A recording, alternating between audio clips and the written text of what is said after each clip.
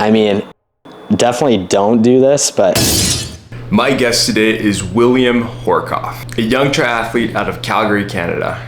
Will has been involved in endurance sports for a relatively short time, but in the last 2 years, he has completed 1 marathon, 3 70.3 Ironmans, 1 full Ironman. To top things off, Will has qualified for the World Championships for the 70.3 distance in New Zealand this year. Being only 21 years old, I'm excited to see what the future holds for Will. Without further ado, my coach and now friend, William Horkoff. Perfect. This cool, is man. comfortable. How many miles do you have so far this week? I think 429 across biking and running now. So that's insane. But you're up there too. You're at 200 some. I don't even know where I'm at. I'm at 195.02 miles, 18 hours and 15 minutes, elevation of 17,175 feet. The golden rule. The golden ratio.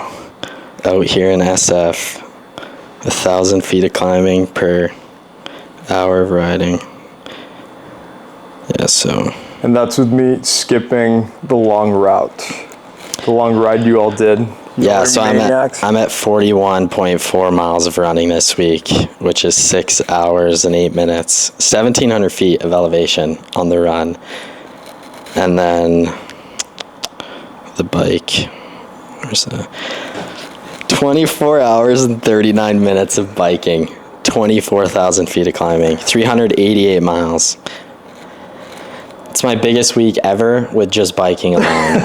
But I mean, no, it's so awesome out here. I mean, if I lived out here, I could bike like, I don't know. Going crazy. Yeah, like back home, I thought 13-hour training weeks or like 13-hour bike weeks was a lot. But when you're sitting on the trainer and your routes are literally just flat and boring and you see the same stuff every time, it just gets so repetitive and like, I don't know, so like dry. Whereas like here, it's like, seems like every route you go on, just like some new view, take sick photos. Yeah, it's like, how many days have we been out here now? I think this is the 7th day. 7th day, yeah. We've lived like a month in those 7 days out here. Yeah, burnt lots of calories, ate lots of calories. That's insane. For those of you joining us, we have been down in SF, as we just mentioned. We've been cycling a lot. Initially, we came down to do the Sea Otter Classic, which, watch this video if you want to see me do not finish and fall and eat shit. Tough day. It was tough. But that's the reason why we have a ton of miles. Anyway, questions I've got for you. What the hell, what happened in life that caused you to wake up one day and say, I'm doing an Ironman? Honestly, I think it was just like after I kind of graduated high school and then kind of lost that thing that I was super competitive with like hockey. That was, once I lost that, it was like, I mean, I was always in and out of the gym. Like I was super into like lifting weights and stuff like that, but it was never like not like that competitiveness where like you feel like you're competing against. Yeah. Even though like Ironmans, you're competing against yourself, like you're out there with other people and it's like the community behind it all and everything like that. I was just like, I don't know, I kind of have like a super, what's the word I'm trying to think of? Like when you do something without much thought. I don't know what the word is for it. It's a word. It starts with an I. It's fucking on the tip of my tongue. You got it, man. You got it. Come on, push it out. But no, like I don't know. I've always just kind of made decisions just kind of quick on a whim, like just like whatever, trust the gut. And I was like, you want to know what? An Ironman would be something sick to do. And I originally just signed up for Ironman Lake Placid. That was going to be that was going to be the only race that I was going to do. I was just going to want to done it because, I mean, I didn't know how to swim. I had to buy my first TT bike. I've literally just rode a spin bike in the gym. But besides that, it's just like, I mean, I was really just kind of jumping into the unknown. Was this, because when I first stumbled upon your videos, you were training for Texas. But I think by that time you had already done your marathon. Was the marathon part of the process, or did you start with a marathon and then end up like, oh, Ironman? Yeah, so when I signed up for Lake Placid, I want to say it was like August of 2022. Okay. So then after I signed up for that, I was like, okay, well, you got to run a marathon and an Ironman, so I may as well try to run a marathon. And like, definitely don't do this, but like me and my cousin who was living with me at the time, I was like, hey, there's a marathon 8 weeks away in Vancouver. Let's just run it. And we signed up, sent it, and I don't know how we didn't get injured, but we just kind of progressively overloaded up until like 40-mile weeks, 2 weeks out, tapered, was not the best training, but did the marathon, and then that kind of just like gave me the confidence, because that was really hard. Yeah. Like, it was not fast. It was over 4 hours, but it just kind of like, I thought a marathon was crazy. So like, yeah. It kind of just gave me the confidence that like, if I can do this in 8 weeks, like the human body is just crazy. If you're like willing to dedicate yourself and like put your mind to it. Yeah. And like that feeling when you get in a race and you have to like dig deep and push, I was like hooked instantly. Oh, yeah. Like did my marathon. I was just like, frick, I love this. Like I need to keep doing these races. You said slow, but slow for you is like what, 9:30? Yeah, I think it was 9:15 pace. But I mean, I grew up playing sport my whole life, like playing hockey. Yeah. So I definitely think that contributed a lot to it. And I was coming off of that. Right. It's not like I had this big break where I wasn't and I've always been in and out of the gym.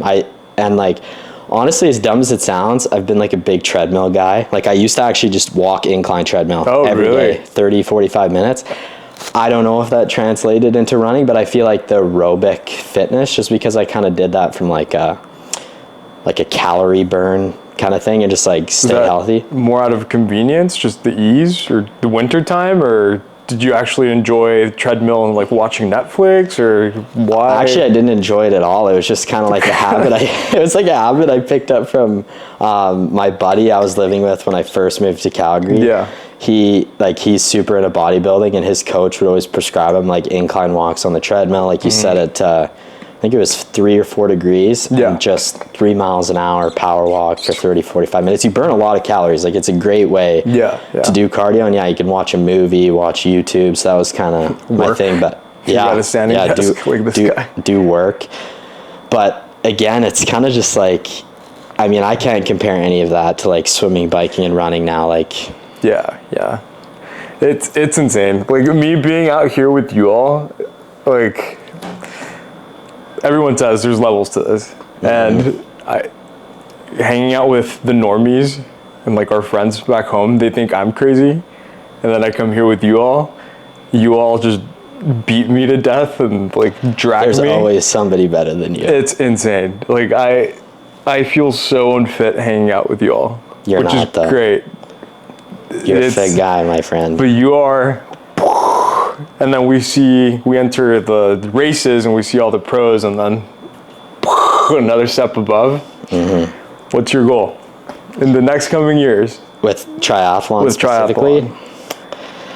I mean, to be honest, like, I just love like pushing myself so much. Like I love the training. I like the routine. Like for me, I honestly think that's the biggest thing. Like even just the past year and a half of really getting into it is like, whether it's creating content or just like my business that's obviously based around endurance and coaching athletes and working with people and trying to create a community. I just feel like linked below. It's linked below. Check out his website below. Little plug. But like I just feel like it's really, I don't know, like made me feel super in line with the work I'm doing. It's in line with what I love doing, which is training. And it just feels like it's all kind of all combined, if that makes sense. So like I wake up, some people might from the outside looking in might be like, frick, that kid's stupid. Like why is he training so much? So but like, much time. Yeah, but like I love doing it, and I mean, I don't know, I think a big thing and a big reason why I started all this was kind of like, I mean, I was doing it for myself at the end of the day. Like I wanted to prove to myself that I could do an Ironman, do these hard challenges. And like, cause I feel like when you can show yourself that you can do these things, like anybody who's done an Ironman, if you ask them, like, or even just bring it up, I'm sure they'll talk your ear off about the experience, what they learned, and how it just changes your life. Yeah.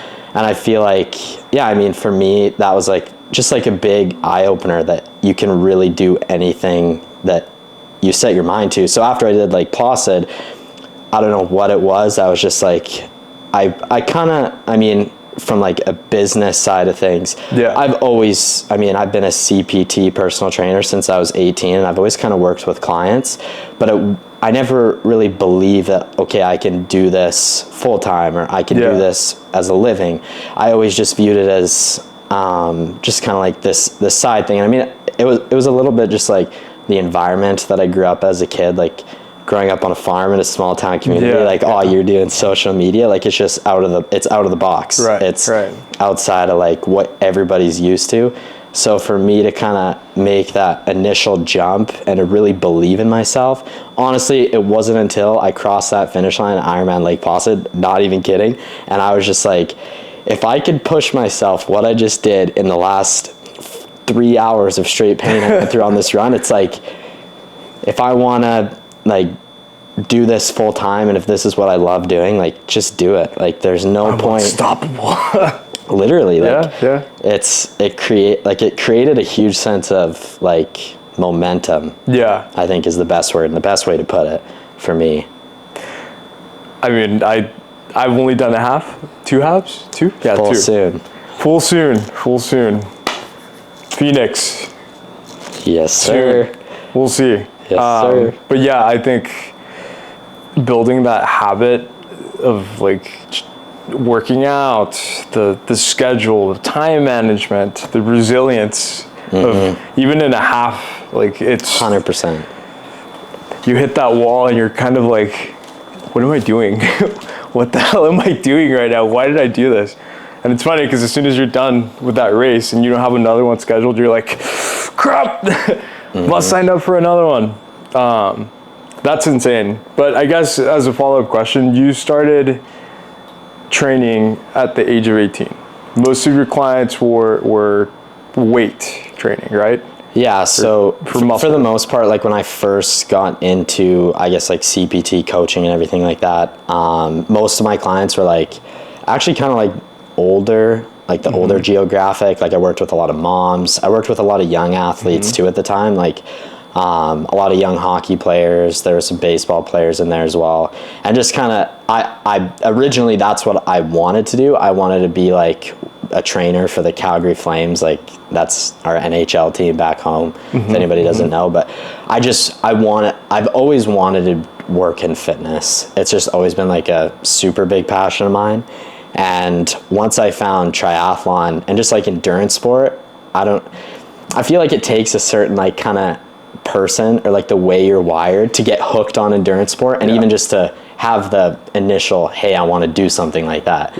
And whatever that spark is, it's like when you go to these events and everybody, like I just feel like you're instantly connected with these people. I mean, me and Silver met through endurance sport. Now we become good friends through social media. Like it's just super cool. It's a super awesome community. And yeah, the second I found triathlon endurance sport, I was like, this is what I want to do this. This is sweet. But yeah, I started out with pretty much just working with weight loss clients, that kind of thing, like transformation, helping people lose weight, just kind of develop healthy habits, which I really enjoyed.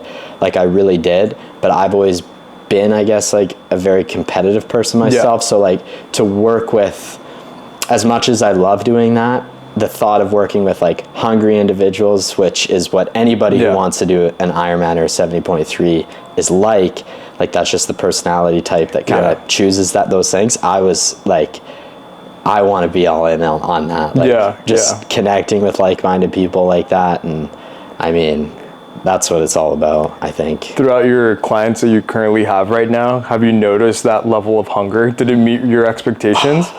Yeah, like, I mean, sometimes I think like I'm a which I mean, I'm not saying this as like to toot my own horn, but I like to think I'm like a pretty disciplined guy.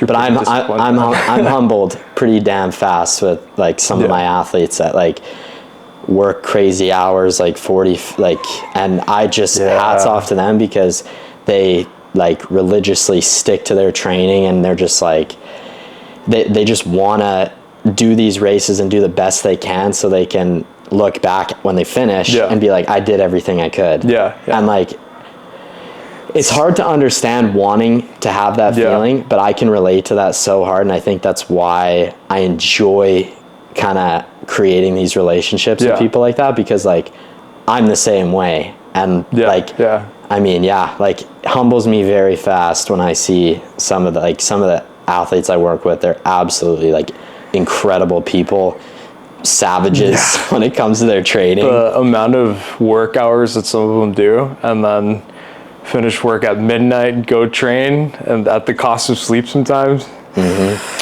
Which, so much respect for them to be able to do that. No, 100%. It's insane. Yeah. So I guess back to the whole weightlifting, like what got you into training in the first place? Like at what point in your life were you like... So this is a bit of a story, but so I guess going back to when I was like 10 years old, I grew up as a super overweight kid. Okay. Like, I'll send you a photo so you can put it up on the screen for the podcast. Like, I was a big boy. I was chubby. And, so the actual pivotal moment that started it all, I remember I was trying out for Pee Wee AA, which if you don't know what that is, it's basically like, it's hot, like the local club team or whatever for ice hockey. And I was playing what's called House League at the time. And that's like... you just pay to, like, you sign up in your local hometown, you play. But to make the club team, you had to try out. You had to be good enough to make this team. And, like, this was still when I was bigger, and I tried out for this hockey team. I wanted to make it more than anything. Like, literally, I would, like, dream about it, as dumb as that sounds. Like, really wanted to make this team, but I put in zero work.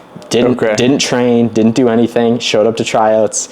And, like, there's, like, this thing, like... first round of cuts, they don't cut a lot of kids, but if you do get cut, it's embarrassing because they cut the really shitty kids, like, essentially. Oh no. And like, I remember sitting there in the dressing room, and like the coaches come in and they just say who they want to see in the room, and all the kids, everyone knows. And I mean, you're 12 years old, you're crapping your pants because I'm staring. Like, I was already kind of like just like a self-conscious, like introverted kid at the time, and like I just remember sitting there and they called my name, and of course everybody's looking at you, and I'm just like, fuck. And like, anyway, I went to the little room where the coaches kind of pull us all aside, and they were just like, yeah, like, what do you think you need to work on? And I was just like, frick, like, I actually need to put in the work. I need to lose weight.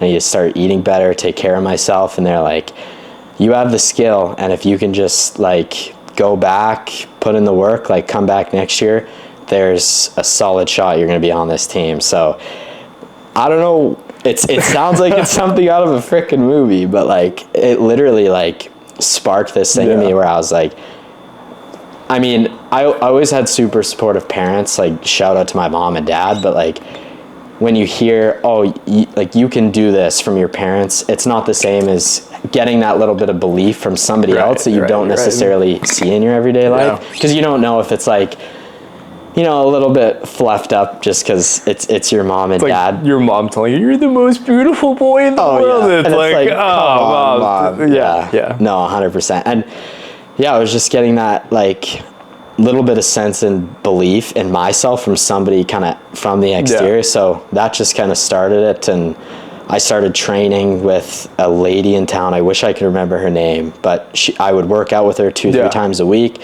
We would do like dry land stuff. She'd put me through like body weight circuits.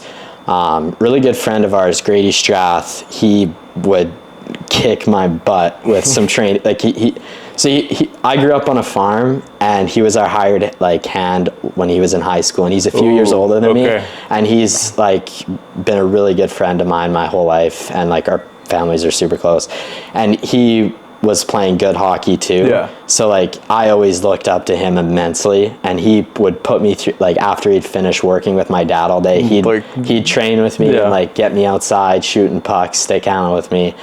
And to make a long story short, I think I lost like 50 or 60 pounds that year, went back the next year, made the team, and like the level of like when you do something like that at a young age, I feel like that's something that not a lot of people get to experience, even like ever. And that just taught me, like, man, if you want something and you work hard for it, like, you'll get it. You just have, it's like a relentless pursuit. And I'm seeing the cycle. It started, marathon, Ironman. And then for those of you that maybe don't know, you also have a YouTube channel. Yeah, just been up and growing. The link down below. Check it out. To it, but trying to be consistent on there. Yeah. Need to get on this production level here. No, the lighting's bad. This is. We'll see how this turns out. He's too humble. We'll see how this turns out. Yeah, I'm seeing that cycle, man. The hard, believe in yourself, grind. You eventually get the payoff. Yeah. So I'm excited to see where you end up. I really do think you can make. I think you can make it to the pro level. I mean, with triathlon, like, I really enjoy the training, and I would love to see how far I can go in the sport. Like, I'm not sitting here saying I'm like, I think I can go pro or anything, but I'm just I really enjoy the training. Yeah. I enjoy the process. I enjoy getting better. And I mean, hell, if that's good enough to go pro in 2 or 3 years, who knows? Like, I mean, I wouldn't turn that down. Definitely need to work on my swim, though. I mean, like anything, there's lots of things that I need to work on with all of that stuff. But yeah, I mean, and like I don't want to sound like a mini David Goggins. Like, yeah. I mean, I have a lot of life balance, like, outside of this training. Like, I'm not just like head down grind, but I think that's something that's super important too, that I've come to learn even this past year doing all these races. Yeah. Is like, I think it's good to isolate yourself in the sense of wanting to do something that you truly want to do for yourself. Whereas, like, I've kind of learned, just like with triathlon, it's very isolating, and that's honestly like one of the, I mean, that's why I'm super grateful for a week like this, because for the past since Indian Wells, I've just been training by myself in a garage in Calgary. It's too cold to go outside, running a little bit outside when it's warm, but just kind of, I'm in my little monk routine bubble. And it is isolating. So I mean getting to come out here with you and Danny, it's just been one of the best weeks. Danny Strava right here, Will Strava right here, Danny another beast. He's a savage. Strava link down below. You two are destroyed me, man. Destroyed me. I mean, yeah, but like, just going off what you were saying about like going pro in triathlon, I think it's very, very hard to. And I'm like, I just know for myself, I think I can get there. Like, I have the confidence in myself that if, like, it's, I mean, the same thing, like, going back to when I said when I was 12 years old, like, just learning that thing, like, I mean, I'm putting in the work, and I think eventually if I keep improving and I keep getting better, maybe that can happen, but that's not honestly the end. Like, if being pro would be nice, but I want to keep getting better. Because I find with training, getting better across it, like, it doesn't matter what it is, but like whether it's like making better content on YouTube, editing better, putting out videos that you're proud of, little things like that. Like, I feel like when I'm improving in my training, everything else in my life just improves tenfold. Impacted. And is there a time box for your attempt to go pro, quote unquote? I don't want to label it that, but we'll go with that label. Like, let's say you fast forward, you're 27, you haven't made it pro. Is there a time box? Yeah, I think there's definitely a switch from when I go to training as much as I am now to maybe choosing a more sustainable like approach to it, where it's, okay, I'm still training to get better, but I'm giving up on that kind of all-in mentality when it comes to the training. Just because, I mean, who knows, by 28, 27, I could have a family looking after people, like that kind of thing. I forget you're so young. For those of you watching, I'm 30, so he's 21, and you were born in the 2000s. Yeah, just a young dude. I'm so old. 30's young, dude. Look good for 30. Thank you. I'm humbled. You don't have to lie though. I'm aging pretty bad, bro. Too humble. Yeah, I guess the time box, like what happens afterwards? Yeah, like, I mean, to be completely honest, the way I kind of look at it, so my age bracket specifically for Ironman is 18 to 24. So, I mean, my thought process, I mean, I haven't really put too much thought into it. Like, I'm kind of just whatever, having fun training a lot, sending it that way. But, like, definitely till I'm 24 years old, I really want to push myself and just see how, I mean, hence why I invested a ton of money into a new TT bike, all this different stuff, because I really just want to go all in on it, see if I, like, who knows, see where I'm at 24, and if I see that little bit of whatever, like maybe, I don't know, this year my goal is just to maybe podium at some like lower hanging, like I don't want to say hanging fruit, but just like the couple of 70.3s I'm doing this year, they're not huge events. Calgary. Yeah, Calgary. I mean, I think you can podium. There's still some beasts that show up, but like to come top 3 anyway would be like a dream. So that's ultimately what I'm working towards right now. But in terms of like going pro, I mean, like honestly, until I'm 24, 25, I'm going to just keep like pushing myself as hard as I can with the training. And how, so I'm very unaware, but how do you become pro? Do you have to like rank top 10 in a world championship, or how does one become pro?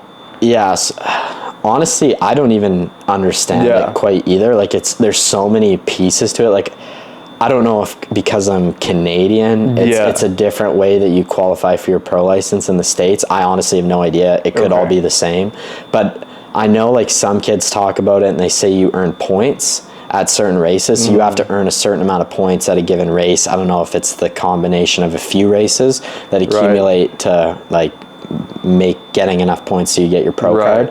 But I would assume, like from my understanding, like let's just say you go to your like local Ironman, or like I'm pretty sure if you come overall in the age group scene, or like at a race where there's pros racing, and if you beat half the pro field, you're probably going to get your pro card. You're going to get in, which is very challenging to do. But from my understanding, that is kind of one way to do it. But it's kind of confusing, to be honest. I don't really I probably should know that. It's also like I know it's a growing sport, but the money isn't quite really there also. Like most of these pros, if you look, they have full-time jobs, they're content creators, or I don't think there's a single pro that's just pro unless you're in the top 3, right? Where you full sponsorships, like full so yeah, I don't know. I think your YouTube is doing great though. Go subscribe. Your Strava, which I think people should go follow if you're curious about his weeks. I think I'm pretty funny on there. I make some good jokes. Yeah, there's going to be a picture of Danny taking a nap, as cool as a cucumber. Where's he at? As fresh as a cucumber. As fresh as a cucumber. But yeah, it's insane, man. I guess, I don't know. A few more questions for you. We got to talk about this week too. Oh yeah, we do have to talk about this week. It's been a sweet week. What do you want to talk about? What has been your favorite part so far? Honestly, I mean, for me, honestly, the ride down from San Francisco to Monterey. Monterey. I say it wrong, so. But yeah, honestly, doing that was my biggest ride ever. It was, I mean, the ups and the downs on that ride. I mean, going 8 hours on a bike seat, like I've never done that before. So it was just kind of like a cool experience doing that, and obviously seeing a new place, carrying backpacks, which made it just a little bit, added some spice to it, a bit more challenging. No, I mean, just the fact that we rode that far is just mind-boggling. You all are insane. I mean, some people listening might be like, that's nothing, but... Yeah, that's true. You've got the other tier of psychos. For those of you listening, we arrived, went on a 60-mile bike ride with 6,000 feet of elevation. 4 hours. 4 hours, rode more, and then these crazies decided to ride down from San Francisco to Monterey, which is 130 something miles, 133 miles. I attempted, failed, rented the car, met them, I think when they had like 10 miles left, got their backpacks. I'll put some footage. And then 133 wasn't enough. They were like, let's get to 140. So they did 140. Shout out to Danny, because we would not have gone to 140 if he wasn't like, my longest ride's 138 on Strava. We need to get 140. So yeah, we biked around Monterey, and it was the longest 7 miles of my life to hit the 140. And that's all good fun though. That was. I need to put your wattage chart like right here for the last few miles, because you all. Why? I don't know. Yeah, with Danny, just gets competitive, I guess. Yeah. He pushes, I push, and it's just like a freaking teeter-totter effect. Y'all are insane. What about the Sea Otter Classic? Did you have fun there? Yeah, no, that was my first ever bike event. So that was super cool. I mean, the expo. I mean, I'm like relatively new, I guess, to like the bike scene specifically, but I've kind of, I guess, gotten super interested. I think anybody who does bike riding does, like just looking at all the gear, the fancy tech. So going to that festival where like every company you've ever heard of has like a pop-up, you can look at their newest tech, everything like that. I thought that was super cool. But the ride itself, I mean, I've never ridden in a pack, like, cause I'm just out TTing by myself down some Alberta country roads. So it was cool. It was fun. I mean, taking turns, like going to the front, you pull for a bit, drop back, everybody's friendly, talking to each other, snacks, unreal snacks there too. Y'all met a pro, right? Or a few pros maybe? I don't know her name. I think it was just the one pro. Her name's Izzy. I don't know. Okay. Izzy King. I might be saying that completely wrong. But yeah, she's a beast. She like drug a pack of men, I swear to God, for the full 86 miles. She just sat at the front, and we all making videos. You all are in the background. She's talking, not even like breathing heavy. I'm meanwhile pushing 250 watts. My legs are the back of my legs are cramping like crazy. That's insane. Okay, so favorite part, long ride. Yeah, definitely. What about favorite run? Not much, but you all had a few. I'm not gonna lie, that 18 miles we did on Tuesday, as hard as that was, it was pretty. I mean, it was only mainly hard because we did. So me and Silver flew in Sunday morning. Right. Yeah. So we're recording this podcast. It's the following Sunday. We both fly home tomorrow. Yep. So we flew in on the Sunday, and I, on the Saturday previously, had like my hard, because I'm prepping for Gulf Coast and Victoria 70.3, which are in like the upcoming like next week. A couple weeks. So like I was like, okay, I'll hammer myself today. It's Saturday. It'll be a nice chill day tomorrow, and I get to SF. I'm sure we'll just take it easy, get some food, relax, meet the boys, and like as soon as we got here, it was like, all right, let's go for a bike ride, nice and easy. No food. No, yeah. I was running on just a black coffee, and we just go out, 4.5 hour ride, 60 miles, 5,000 feet of elevation, and I was just cooked, like mentally, physically, and then, got some food that night. It was pretty much, bedtime by the time we got back because we were so exhausted. And then Monday, we didn't do the 18 miles. We went for an hour run because you came with us. That's right. We did 6 miles, just easy around downtown San Francisco, which was super cool. We did a 2.5 or 2 hours of 45 minutes or something like that. And just to put it in perspective, this week was 41 or 30 hours total for me of training, which is the most I've ever done. 24 hours of biking and 6 hours of running or something like that. And so after Monday, Tuesday, we did 18 miles after, just to give it some context of why that 18 miles was so hard. We did 18 miles on the Tuesday after the Sunday and the Monday. Mm-hmm. I mean, really cool. like Danny took me through some sweet trails. It was cool to see everything. Like, got some sick photos, unreal, but 18 miles I don't think is easy, no matter how easy you make it. Like, Hell no. Nope. It's far regardless. I'd say 18 miles is a point in the marathon where you're like crashing and start wondering like what the hell you're doing. Oh, it's like that feeling when your legs just have nothing in them. Like, I always say it feels like you're just running on your femur bones. Yeah. Because there's just nothing left. Just carb depleted. So I guess to round things off, a few questions. Like, if someone is interested in doing a half Ironman, doing a triathlon, what's your advice? That's super open-ended, but honestly, like, the biggest thing that I can think of if I was going back to when I was first getting into it, like, if like the most honest thing that I can truly say to somebody, if you want to do a 70.3 or an Ironman, is like, try to look past all like the very complicated stuff that comes with training for the sport of triathlon. Like, don't get super hooked on, I need to be doing this specific stuff and that specific stuff. Like, if you work with a coach or somebody, they can help you, or if you buy a training plan, all these things are really great. But like, consistency is number one, as cliche and as dumb as that sounds. Like, if you want to like be prepared for an event, I think a 70.3 specifically, you can do it in 12 weeks, 16 weeks, no problem. But like, most people going into a 70.3, I guarantee, like, you want to be prepared. You want to be feeling your best. You want to be confident that you can do the distance. I think 6 to 8 months beforehand, just start getting in the water. I mean, if you've had a swim background, it's a bit different. But I mean, if you're a new swimmer, get in the water, just build confidence, get out on the bike, start running, keep everything easy.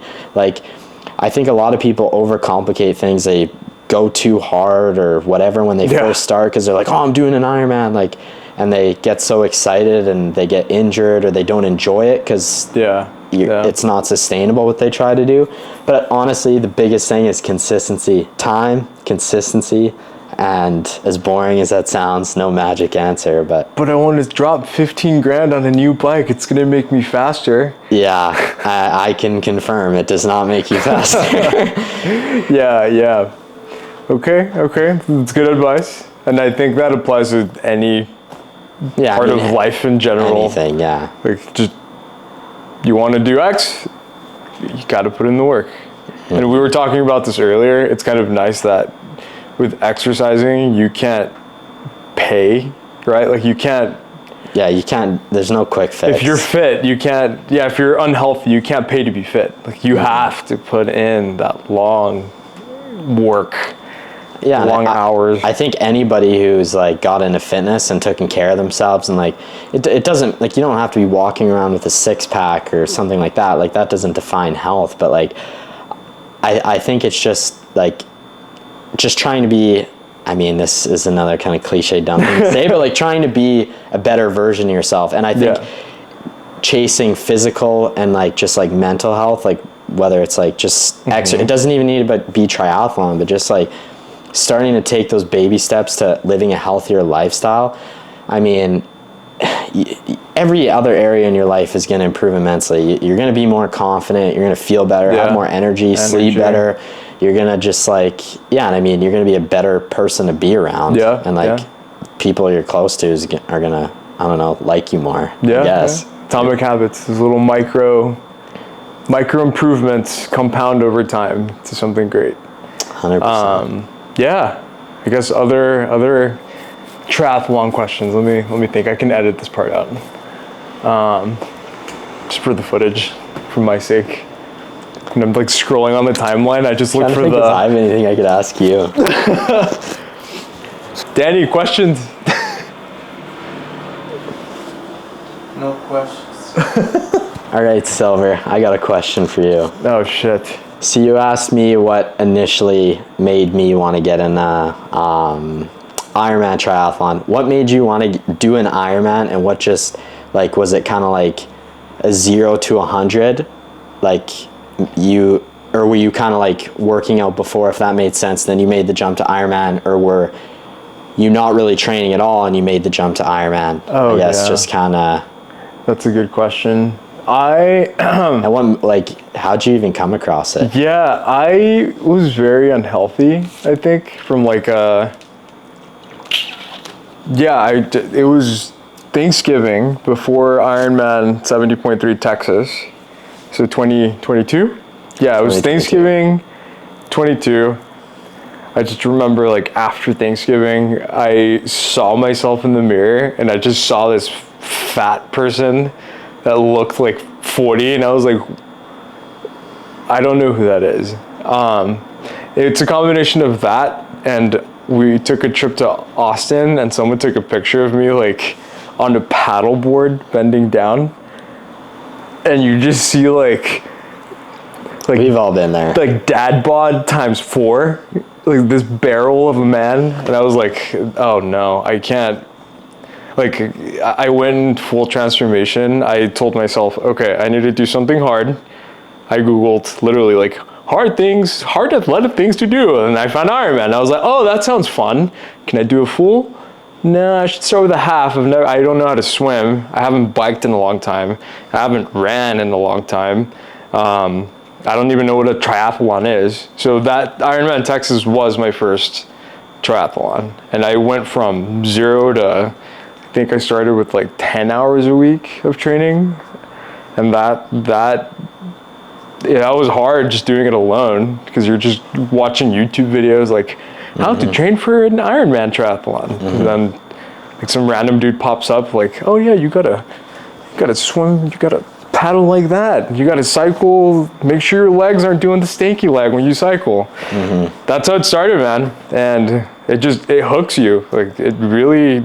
And what do you think the biggest thing when after you did your first one, like what was the biggest takeaway from it when you were obviously you did another one? What was like the biggest change that you're like, if I do another 70.3, another half Ironman, what was your initial like, I need to do this better?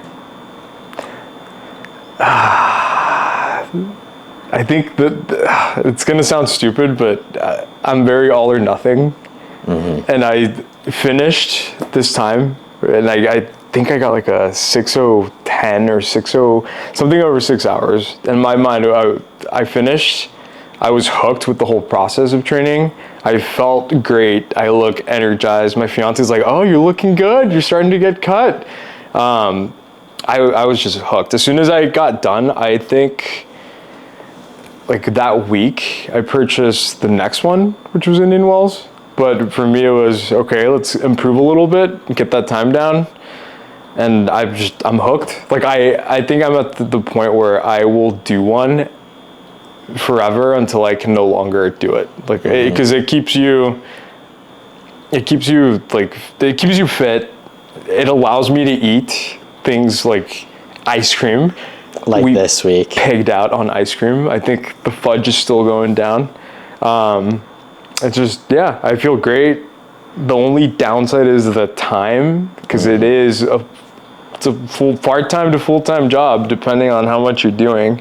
So it's just balancing that time of training with life. But I think if you could find that perfect balance, it's a very healthy activity. And then the people you meet, they're all dedicated, work hard. It's awesome, yeah. Business owners, like people that own their own companies, influencers. Yeah. It's like people that you'd want to be friends with, right? Yeah. Like it's not your loser friend that's doing the same shit in high school, going to the same bars. Yeah, no, 100%. And I didn't even think of that, but like outside of just like being surrounded by people who obviously are willing to put in the work. I mean, you show up to an Ironman, everybody's trained, everybody on that start line's trained.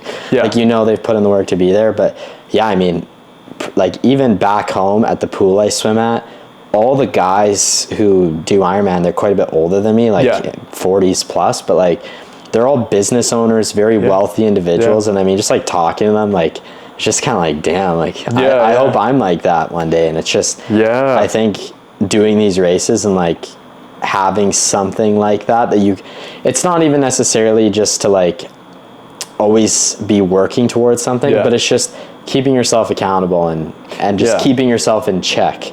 Because I mean, Exactly. if you have a 70.3 coming up, you're not going to just not train and show up, because it's going to be pretty skip. dang hard. You're not going to skip that brick run. Yeah, no, exactly. Yeah. And it's so cool when you go to these events and then you see like 60-year-olds, 70-year-olds that are super fit. Mm-hmm. And I think I'm Hispanic, and seeing my culture, most Hispanics tend to be unhealthy when they age, and like they just drink beer and watch TV or don't do shit. So I have this fear of not being self-sufficient when I'm older. So I think just doing something like this, and I'm 30, I'm talking as if I'm like 50 or something. But when you get to your 30s, my young friend, you start thinking about these things, just the quality of life. I want to have quality of life for as long as I can. And I think doing something like this will keep me there. Like, I want to be able 100%. to, I don't know, be 75 and still be able to do an Ironman, half Ironman, to like talk shit to my grandkids, like, hey, come on, go run. Yeah, no, exactly. And I think that's honestly what it's all about. I mean, even for myself, like, the reason why I like Ironman so much is because, yeah, I mean, frick, I would do an Ironman literally until I can't. I think just in terms of, like, the thing with triathlon, with swim, bike, run, it's a life. Like, yes, it's training. It sounds like pretty monotonous, like doing the same thing every day. But if you enjoy cycling, you have if you can find other people to do it with, it can become a lifestyle thing that you can enjoy with other people. Right. It doesn't need to be this super isolating thing. But I mean, for most of us, unfortunately, training for Ironman, when you work full-time jobs, you don't have the time to go out and waste time at a group ride or a group run if you like are serious about your training and you want to get like the work done, like do a specific workout or whatever. But no, I mean, I think the community with it and just like being able to do it together. I mean, that's at the end of the day, it's about being healthy, living long. And the other thing is, like, I see, like, on social media or YouTube, you see these parents that are training like these long weeks. So I think I don't have time now. Imagine if imagine you had a kid. Imagine I had, like, how, and they're still posting YouTube videos. Like, it's crazy. Again, no life, but it's a great community. That's all I have to say. Okay, Spitfire questions. Favorite bike? Canyon. Okay. Canyon Speed Max. Okay. I guess specifically CFR. Okay, favorite tennis shoes? Is that like running shoes? Yeah. I like the Saucony Endorphin Speed 4s, but I just got the ASIC Meta Speeds. I've never worn them, but I think I'm going to like them. Are those carbon plated? Yeah, they're going to be my race shoes. So you're going to have your carbon plated and then your trainers, which are your trainers. I don't think I'd buy anything except Saucony Endorphin I need Speeds. to try those out. I'm trialing the Brooks Ghost 9s, I think. I'm going to get those. Okay. Favorite nutrition? See, my favorite nutrition product is the one I mix for myself. I use raw maltodextrin, table sugar. This is a hack, by the way. Just in terms of like supplement companies, like obviously the formulas they have, they're really good. Everything's well balanced. They put like other stuff in it that makes it easier to digest. So I think for racing and all that stuff, I would 100% go with like an actual good product. But for training and what I consume 99% of the time, I buy raw maltodextrin and I use table sugar and I buy sodium citrate, but that could be wrong. I think it's sodium citrate. I mix them all together and I just have kind of played around with the ratios, found something that kind of works for me, and I guess that's my favorite nutrition product. You need to make a YouTube video on this, because I'm very bad with nutrition and I eat garbage. It's the only way to train consistently and hard, and if you're someone who's kind of going relatively high volume, if you're not fueling your training, it's very hard to get through like 1 week, let alone 16 going into a race, if you're not like, because I mean, at the end of the day, people, I think we can talk about this, but like the fear of gaining weight, especially like for like even if you're an age group triathlete. I mean, I see it all the time, even with athletes I work with. It's like they're worried about gaining weight. They're worried about, oh, I'm taking in too much carbs during this ride. And the truth is, like, even if you're out doing a long, easy ride, I can guarantee you, even if you were taking in 90 grams of carbs an hour, like, you're not. The main thing with fueling throughout the training session isn't just about eating more calories. It's about staying ahead, so by the time you're done, you're not in this deficit. You've been kind of I like to almost use the analogy of like a water bucket. You want to keep it, you don't want to make it go like overflow to the point where you're making a mess all over the floor, but you want to just use the hose. You want to keep it relatively topped up so you can like keep it full and keep it like sustainably like have enough water in your bucket, if that makes sense. And I mean, for me doing that, I mean, coming out of college and everything like that, like it was a lifesaver then. I mean, I've just kept using it because, I mean, why not? Lots of great products. That's good there, though. That's great. That's a massive money saver. Just the cost of each gel, I think, depending on brands that you're looking at, $2-3, $3, it adds up. Especially those long rides. Oof. Yeah. That's awesome. Okay. Other triathlon questions. Let me think. Nutrition. Ask me about going pro. Ask me about my story. Danny, triathlon questions?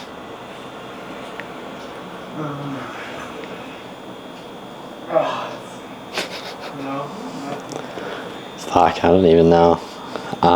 Okay. Biggest misconception about triathlon? That it's easy, I think. Like, getting into it, I thought that you can just push yourself, like, so I mean, going into Texas 70.3, don't get me wrong, I trained a lot for it. Like, I mean, as much as I could anyway, kind of balancing being a full-time student and training. It was a lot, but I went into it. I mean, I had no expectations. Like, I was just like, oh, I'm going to go I just want to go sub 6, whatever, how I do. And I ended up just like, I got in the race and it was the hardest race I've ever done because my fitness wasn't there, but I felt like I just mentally just dug such a, like, as dumb as it sounds, like I was just pushing myself, as hard as I could. And I guess to round that back to just triathlon being easy, and the misconception of it is like, going into the next race, I just thought, oh, well, if I can just push myself harder than everybody, maybe I can like win my age group at races just off that fact. But I mean, it humbles you pretty dang quickly when I'm pushing myself as hard as I can. At my second 70.3, I come across the finish line at 5 hours flat, and the kids who won my age group went 4:04. Like, it's like, it's not easy. And I think that's what got me hooked, because, I mean, going back to the lessons I learned being young, it was like, there's such a gap between me and like, it's not even about like being better than like these other people, because I have no idea who they are, what they do, where they came, like, but like, it's like, I want to be there, you know? It's just like, I want to push myself and see. And I think that's what hooked me on triathlon so quickly, because it's like this new thing. I've never, like, I did my first 70.3 and I was like, this is fun. And like, just a bunch of new things combined, super exciting. And like, for me, it's just, I want to see how far I can kind of just push my butt. But push it. Biggest misconception is that triathlon's easy, because it's one of the like, I've grew up a multi-sport kind of person, played baseball, all that, like golf, hockey, bunch of stuff, and like, triathlon is probably the coolest sport out of all of them. And I'm like a Canadian, grew up like raised around hockey, and I do love hockey, but like triathlon, is probably overtaken that now. Wow, okay. Yeah. It's big coming from a Canadian. Yeah. There's two things I was going to bring up about the nutrition, your syrup, your maple syrup mixture, that saved us. Yeah. That saved us this week. I definitely would not recommend using maple syrup all the time, but like, I mean, for the sake of this week, it's like, you buy it from the grocery store. It's, I mean, it is pure sugar, but I mean, ideally you would want like a glucose to fructose ratio that's like a bit easier on the gut and the teeth, you know, cavities. You don't want to, destroy your... You're gonna have to go get a dentist visit. Okay, well, I guess last few category, you're considered quote unquote a hybrid athlete. That you don't have the typical physique of a triathlete. You've got a larger build. Are you comfortable losing this build and going to, I guess, quote unquote, a triathlete body, or do you want to maintain the muscle mass? So I guess I like this question because I like talk, or like just talking with other people, they always ask me that, like, and honestly, when I first got into triathlon, that was the big thing. I wanted to do these triathlons, and like, I mean, I was still going to the gym 5-6 times a week, which like, that's just because that's what I was doing before, like since I was 15 years old till literally up until the past couple of years. And like, it's not that I'm okay with losing muscle. Like, I don't want to, like, you know, like I don't want to get skinnier, but I mean, if that's what it takes for me to like push myself to that next level in the sport, I mean, I could care less, to be honest. Like, I mean, for me, I think that's one thing that like triathlons taught me is like, I think back when I just strictly weightlifted and I was like, oh, I just want to look better. I want to get leaner. I want to get bigger. I became so fixated on like how I looked, and it almost created this, like, I had a pretty bad relationship with food. Like, just, I mean, I went through stints where I had like binge eat, like over restrict, binge, whatever, like gain a bunch of weight, lose a bunch of weight. And it like mentally just like shelled me, if that makes sense. Cause like you relate, I was kind of just in like a phase where like I was just like basing, I guess, like almost like my self-worth, as dumb as that sounds, of how I looked. And it's just like,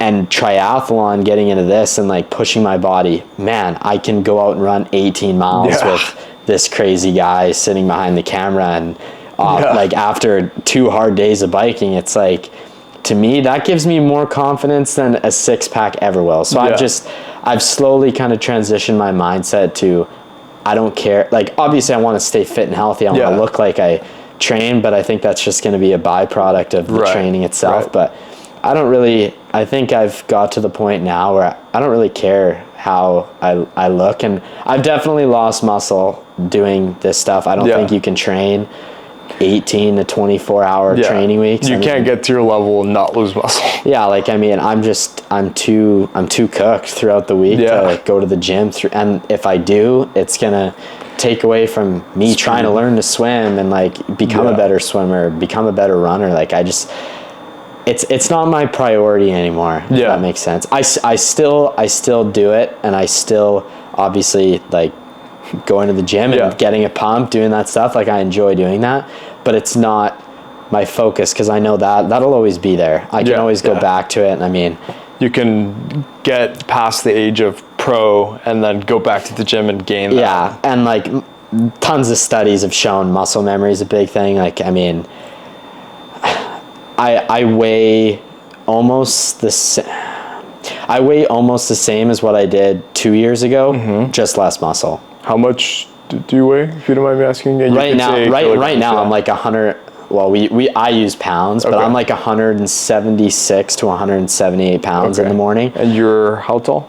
I'm 5'9". Okay. So it's for a triathlete, it's relatively like, especially like trying to be competitive in the sport. You're a big boy. I'm a block, as one might say, for my height. So I think definitely like it's something I'm not trying to push on myself, like getting leaner and losing weight. But obviously, if I could lose a few pounds, it's something that I think, because I mean, I'm not the leanest guy out there at all whatsoever, but I think like you don't have to be. I think that's a big misconception in endurance sport, and it just leads people down a path of overtraining, undereating, stress fracture. Right. You can't train consistent. Like, you just go down that spiral of not enjoying the sport that you enjoy. Yeah. I must say, this weekend, drafting behind you versus drafting behind Kai and Danny, very different. I think like frame. At least 20 less watts of. Can you get behind this guy? Yeah, no, the big body definitely would help for sure with draft. Yeah. Cool, man. Yeah, I guess, I don't know. Do you have anything else? Any questions? No, I mean, it's been a sick week out here in San Francisco. I mean, frick. I'm just super grateful you guys had me out here. I mean, it's been super fun. And it's been a pleasure, man. We'll have to definitely do this again, whether it's in your home territories, back in LA, do another training camp. Or yeah. SoCal, Colorado. Canada. Maybe even Calgary, dude. Got to get them to come up to the land of the north. The homeland. The Eskimos up there and stuff. Let's go get some food, man. Yeah. Cool. Good podcast. Yeah, we'll see. Thanks for having me. This is the pilot episode. I'm excited. I'm happy to be your first guest, man. This was sick. Cool, man. Cheers. Cheers, bro. Let's get some food. Let's go.